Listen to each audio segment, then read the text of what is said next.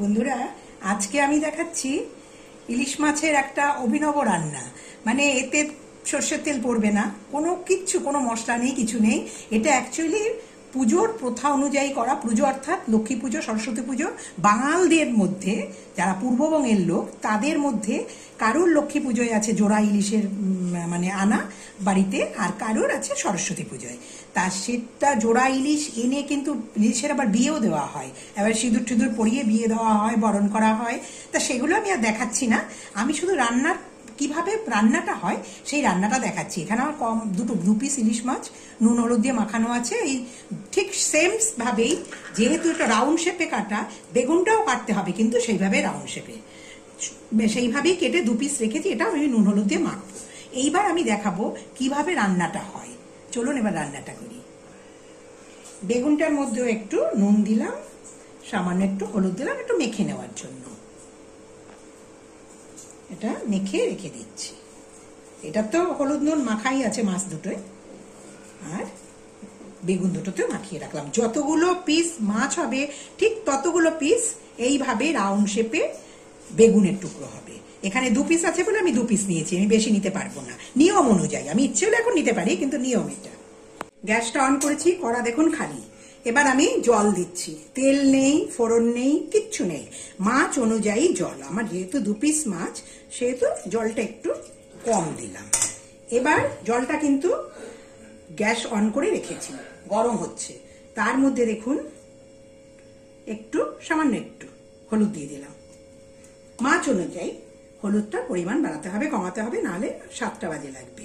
নুনটাও তাই, স্বাদ অনুযায়ী একটু নুন দিয়ে দিলাম। এবার এটা ফুটবে, এই জলটা নুন হলুদের সাথে ফুটবে, একটু ফুটুক আগে। দেখুন হলুদ নুন সেফ জল দিয়ে ফোটানো। এটা আসলে যে এটা কিন্তু অন্য মাছের সঙ্গে করলে, এবার আমি মাছগুলো ছাড়ছি। এবার দেখুন কাঁচা মাছটাই, অন্য মাছের করলে কিন্তু খেতে পারবেন না, কারণ তার একটা আষ্টে গন্ধ আসবে।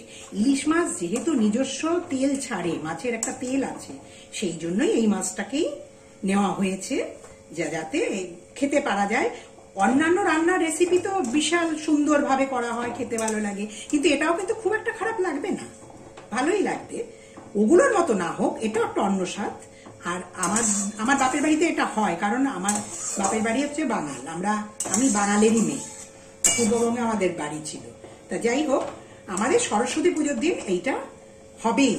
মানে এটা না হলে মানে সরস্বতী পুজোটাই ঠিক হলো না। পুজোর মধ্যে এটা পুজোর অঙ্গ। এইবার এটাকে ফোটাতে হবে, ফুটিয়ে মাছটাও নরম হয়ে যায়। ইলিশ মাছ খুব সহজেই রাতে নরম হয়, বেগুনটাও নরম হবে। ফোটাতে হবে, কিছুক্ষণ ফুটুক, আর বেগুনটাও নরম হবে, মাছটাও একটু নরম হবে, কাঁচা মাছ।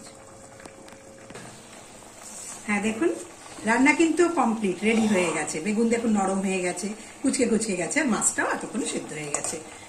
এবার আমি নামিয়ে ফেলছি।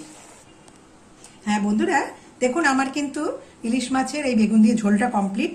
গরম ভাতের সঙ্গে খেতে অবশ্যই ভালো লাগবে, খুব সুন্দর লাগে, সুস্বাদু লাগে। আর এই যে কাঁচা লঙ্কাটা দিয়েছি দেখছেন, এই কাঁচা লঙ্কাটা কিন্তু রান্নায় দেওয়া চলবে না। প্রয়োজনে হলে নিজেরা কাঁচা নিয়ে আলাদা ভাতের সঙ্গে নিয়ে খেতে পারেন, কিন্তু রান্নায় দেওয়া চলবে না।